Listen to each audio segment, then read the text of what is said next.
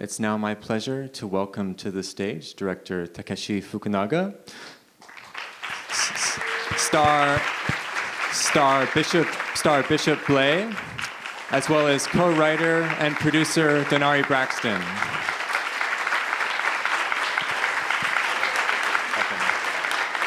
You can sit right here. Good to see you.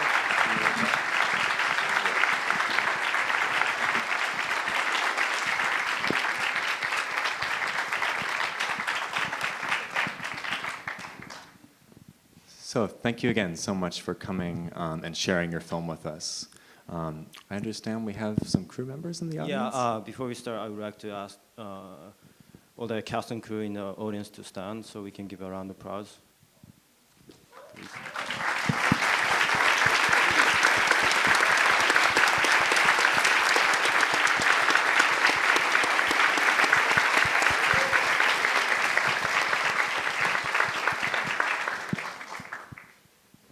Great. That's the great thing about local productions. We get to see so many of the filmmakers at once. So thank you all.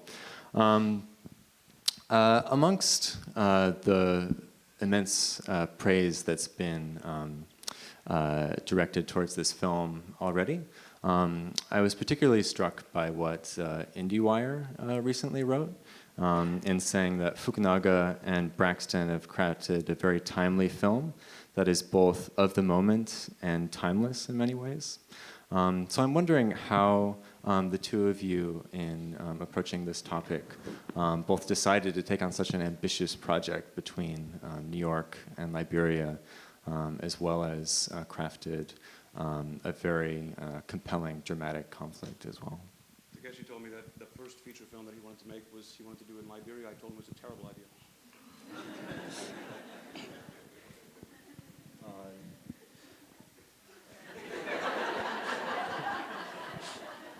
I was first involved with this documentary about the same subject. It was about lives of rubber plantation workers in Liberia, and it was really inspiring for me to see those workers and like how they hold dignities and strength despite a very severe working condition. And before that, I always wanted to tell a story about immigrant in New York. So I kind of like those two ideas, I put it together and then to tell. So that's how I came up with the story. And I'm also curious, just with all independent films, how you actually pulled off a production between two different areas, both dealing with local support, casting in both New York and Liberia, as well as, of course, funding for such a project. So Donari and Takeshi. Well, neither Takeshi or myself had been to Liberia before, or were particularly very knowledgeable about it. So we were very lucky to bring on. I don't know if you should talk about Narendra. Yeah. Well, we were lucky to have met some like Liberian people living in New York, and like such as Narendra, some Sherman, who all helped us connecting to the this organization called Liberian Movie Union, which is an affiliate of Liberian government, and they were really instrumental and really supportive to hold all the casting and location scout, and that's so we were very, very lucky and then like happy to be able to connect with them and then have such a overwhelming support. And I'd also like to know how Bishop first became involved in the project and decided to take on the role of Cisco. When you first read the script, what did you think of the character and drew you to the role? Well, when I first saw the script, I was amazed because the story, it was something that, I had the experience, and, it was like, something people want to put out there and you can't get the opportunity to put it out there. And having seen the script, it was so exciting, like, I wish I could be a part of it, kind of thing. But the funny thing, my target was not the major character. I just wanted to be a part of the movie. So when I heard about the New York crew from New York, they came to do a movie in Liberia. I heard about it on the radio, and I said, yeah, I could give it a try. So I went for the audition, and it was tough, but I'm grateful. Yeah, that was how I came. I don't want to take your whole time because there was a whole lot of things we have to go through to get that role. So, but the best thing about it is that I was able to get the role, and I'm grateful. I definitely agree. Yeah. But I would just add that they really have like a very special symbiosis, I think, Takeshi and Bishop, which is pretty beautiful because obviously different men, but they really connect in the fundamental ways, and I think that's part of the beauty of the performances at the end was that connection that these two guys have. So I tip my hat to them. One of the qualities of your performance, Bishop, and in addition to the arc of the script, is how we really get to know your character as a family man, as a well-rounded individual. And throughout the film, we learn more about the character's past when we know him as a warm human being. And I'm wondering how you approached that aspect of the character, as well as in crafting the script, slowly pulling out these details of the character's past, mainly when we're outside of New York, or outside of Liberia in New York. In terms of how we wrote the script? Yes. God, it's definitely a different microphone. Well, we wrote the script. I mean, Takeshi and I I think one of the main things that we had to learn was, well, we didn't learn it, but we had to adjust the script for the Liberian English, which we thought, which is obviously very different and very particular. And so we worked with Liberian writers, and then both in the US and in Liberia. Takeshi, I don't know if you want to talk about that process. Yeah, there's like wonderful writers in the Liberia movie unit, the organization I just mentioned. And then, like he said, when we were writing the script, we've never been to Liberia. So after I got there and then doing the pre-production and doing the casting and location scout, I learned a lot that, there's some of the things we wrote weren't necessarily, fit into what's actually happening and how they speak and everything. So I had a extensive meeting with those Liberian writers to mainly work on the dialogue and some like a factual things in the script. And I'm curious about the directing process with actors who may have only worked in theater in the past, and it may have been their first film production, and kind of balancing that with different members of the cast in addition to someone with film experience. So there are many non-actors and also some actors, but who have some experience, but it's a little bit different from the kind of, the actors we meet in New York, because the movie industry there is still very, very small, and then there's nobody who can actually make a living by just doing acting. And also the kind of acting they're used to, it's a lot more over, dramatized. And so we did many days of rehearsal, basically, and then key was really to tone down their acting and so they can act more naturally. I'm curious about your roles prior to Out of My Hand, Bishop, and what you saw as leading up to this this production, whether it be in theater or film. I don't think I got the question. Oh, I'm sorry. Oh, okay. I've been into movie, like we usually do local movies, this was my first international film. But I have had the passion for movie all through. And then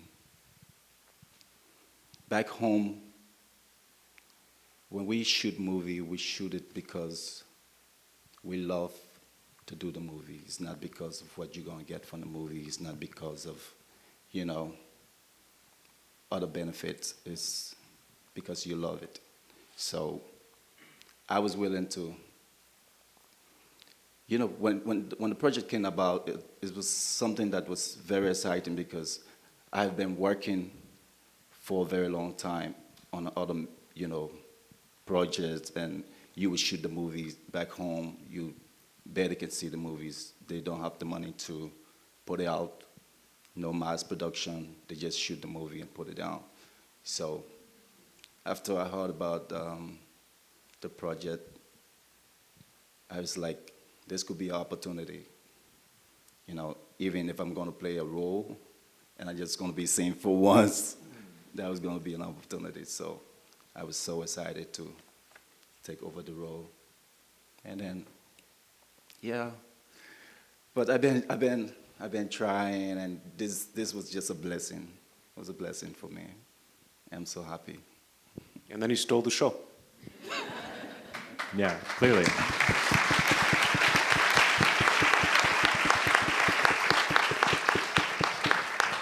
And now my final question before opening it up to the audience, both in the cinematography of the film as well as the music and sound design, there's a strong play between documentary modes of storytelling and dramatic fiction, with moments of silence and atmospheric sound, as we see very clearly in the credit sequence. I'm wondering if you could talk a little bit about crafting the cinematography of the film, as well as the sound design and music, and the artistic choices therein. Well, you know, it's a highly, you know, naturalistic movie, and you know, every time I,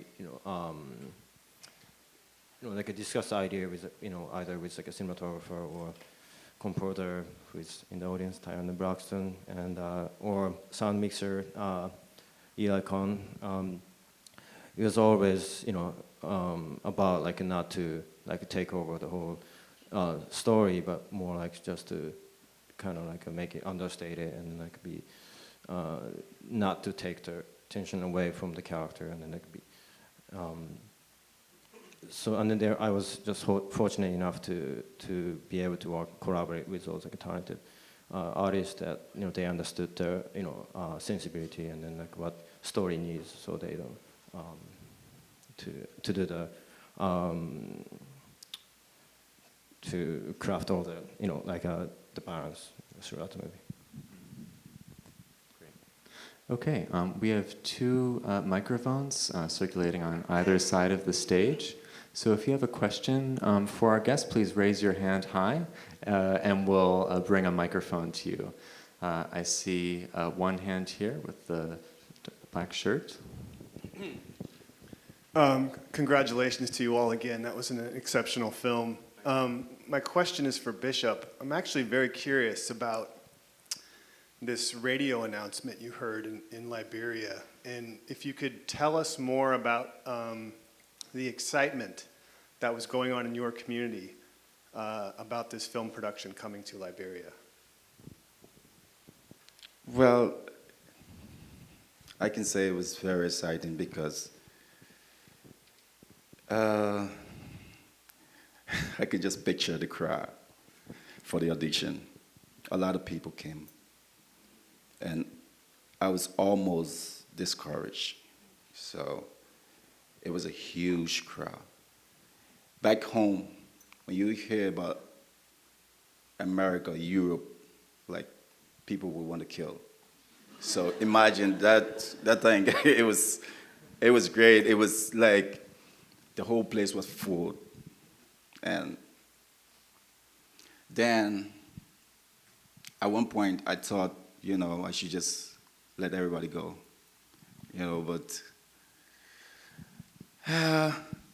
I was patient. That's one thing. I was patient. I don't know what was just drawing me into it, but I was patient and I decided to give it a try. Never gave up, even though I was in audition on the first day. I had to go and come back the next day. Other people would say, you know, the group is too much. If I go, I don't think I'm going to get a chance, so let me just forget about it. But I was perseverance, and I kept going there until, you know, I became part of it. Great. Do we have another question from the audience? I see another hand right here. First of all, amazing movie. Really, really, really enjoyed it. Just on just a level of just pure pleasure. My question is about the bizarre and terrifying figure known as General Butt Naked. I mean, he's a real guy. Some people may or may not know it. What was your process in getting him into the film? And by the time we find out at the end of the film, I mean, it's a pretty pivotal role in the protagonist's kind of decision in looking for salvation. So what was your whole process in, considering even putting him in there? Right.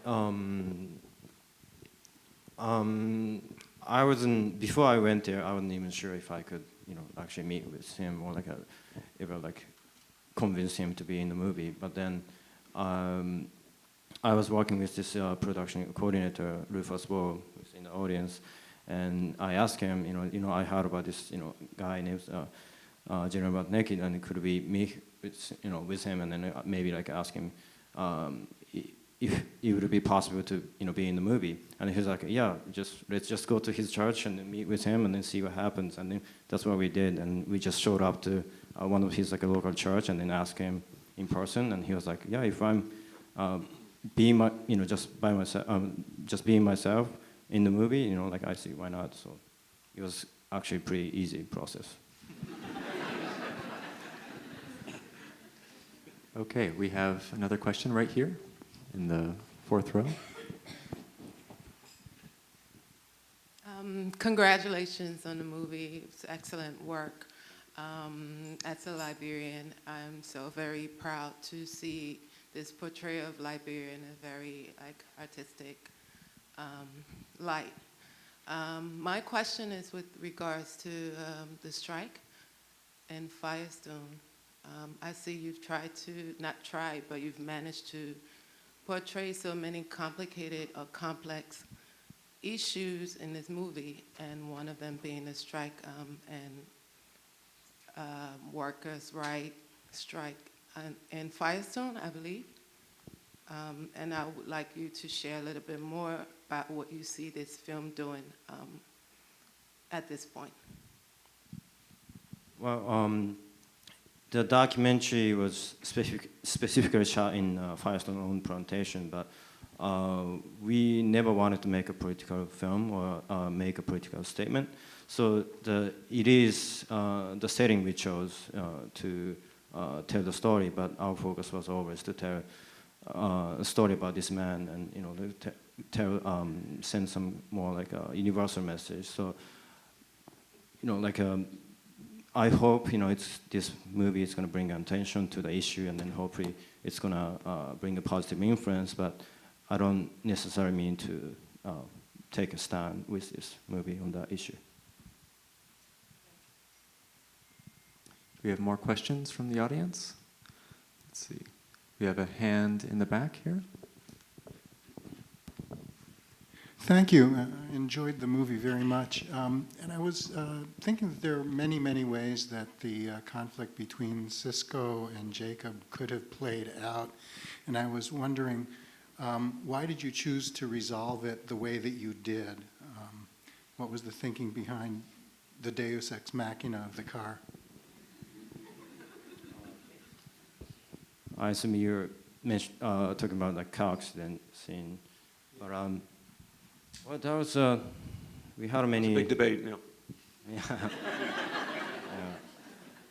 We had many drafts on that particular scenes, but from what I recall, the main reason was we wanted Cisco to make a morally questionable choice, but not necessarily voluntarily, but he's forced to make a immoral decision, and then that was after all those discussions, that's how I became. Yeah, we wanted to put him in a place where he had to make a decision, and where it would be where the decision that he makes is not necessarily, it's not representative of everything that who he is, but it means something, and it's also human, because he's not a saint, he's a man, and he comes from a complex place, and it was a complex moment, so that's the kind of, I think, moment that we were trying to create. Okay, great. I believe we have time for one or two more questions. So if you have a question, could you raise your hand high? Okay, up here in the back. Hi, I'm Cassidy Moser. I was the costume designer on the New York unit. I wanted to say something regarding that scene because, I saw the drafts and I watched several different cuts. And something I realized tonight was that earlier, sorry, I get nervous. I don't go in front of the camera. But earlier, Jacob in the scene said that Cisco should have left him there to die. And then he left him there to die. And I just put that together tonight. So I don't know if that helps you at all, but I cried and I put it together.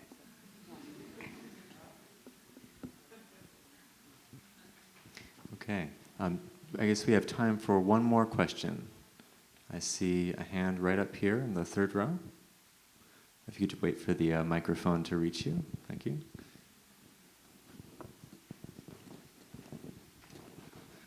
So why did you decide to end the movie where you did with him working on his car? It was quiet, it didn't have the word conclusion written on it, so I'm curious. But it was also perfect.